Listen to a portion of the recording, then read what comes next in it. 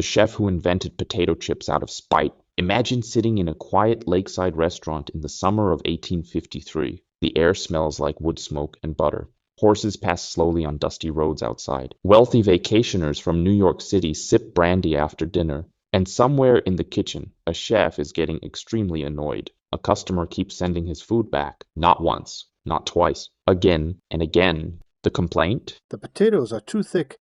What happens next is not a careful culinary innovation. It's an act of pure culinary revenge. And that moment of irritation will accidentally create one of the most popular snacks on earth, the potato chip. This is the story of George Crumb, the chef who changed how the world eats just because he got angry. Chapter 1. America in the 1850s. To understand this story, we need to travel back to mid-19th century America. It's the 1850s. Railroads are expanding across the country. New York City is growing rapidly, and wealthy families are beginning to escape the heat of the city during the summer months. One of their favorite destinations, you ask? Saratoga Springs, New York. Saratoga was famous for its mineral springs, elegant hotels, horse racing, and luxurious restaurants. It was essentially the summer playground for America's elite. If you were rich in the 1800s, Saratoga was where you went to be seen. And one of the most popular places to eat was a restaurant called Moon's Lake House. It sat right by Saratoga Lake, surrounded by trees, boats, and vacation cottages. Visitors arrived by carriage or boat, dressed in fine clothes, expecting the best food available. Working in the kitchen, there was a talented chef named George Crumb.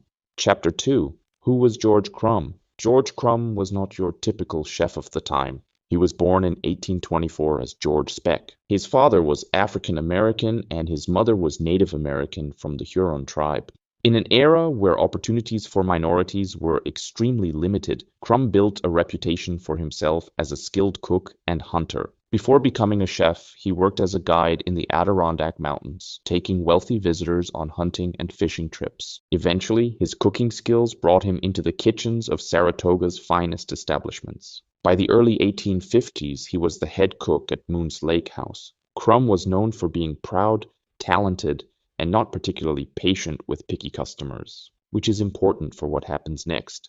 Chapter 3. The Customer Who Complained. One evening in the summer of 1854, a customer ordered fried potatoes. At the time, fried potatoes were typically sliced fairly thick, something closer to what we might call steak fries today. The plate goes out. A few minutes later, the waiter comes back. The gentleman says the potatoes are too thick.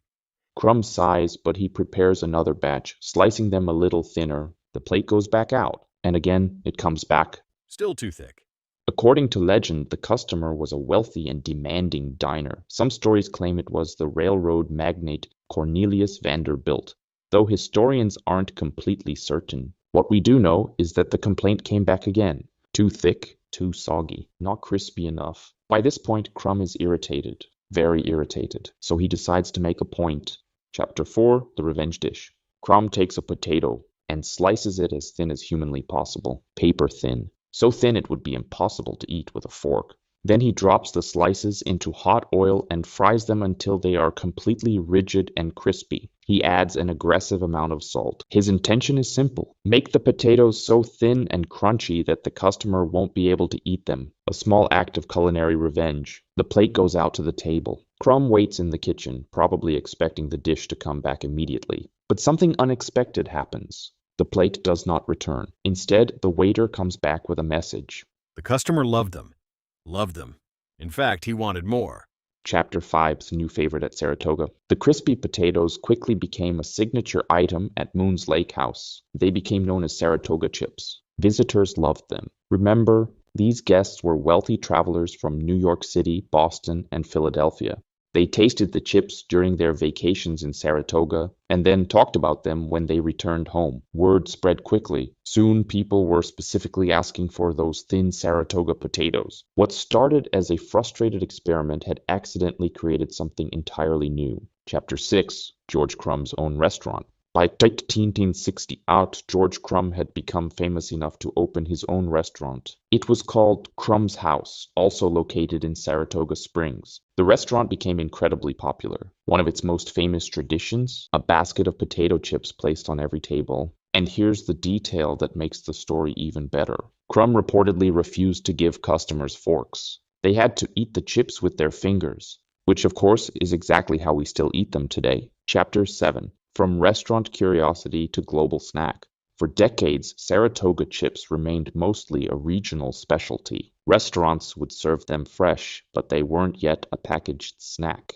That would come later. In the early 20th century, entrepreneurs began mass-producing potato chips. One important breakthrough came in the 1920s, when a California entrepreneur named Laura Scudder began sealing chips in wax paper bags. Before that, chips were sold in barrels or tins and often arrived stale. Her packaging kept them fresh and crispy. And suddenly potato chips could be sold everywhere. Grocery stores, roadside stands, eventually, as we buy it today, supermarkets. From there, the snack exploded in popularity. Chapter 8. The Global Snack. Today, potato chips are one of the most consumed snack foods on the planet. Billions of bags are eaten every year. There are thousands of flavors.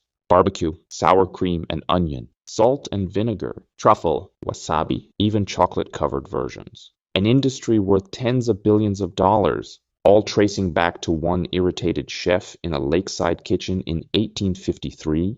Closing reflection. George Crumb never patented the potato chip. In fact, he likely never imagined that his sarcastic experiment would become a global food phenomenon. But his story is a reminder that some of the greatest culinary inventions are not carefully planned. Sometimes they happen by accident, sometimes they happen by curiosity, and sometimes they happen because a chef gets tired of a customer complaining about the thickness of his potatoes and decides to make them as thin as humanly possible. So, the next time you open a bag of potato chips, remember, you might be eating the result of the most successful act of culinary revenge in history.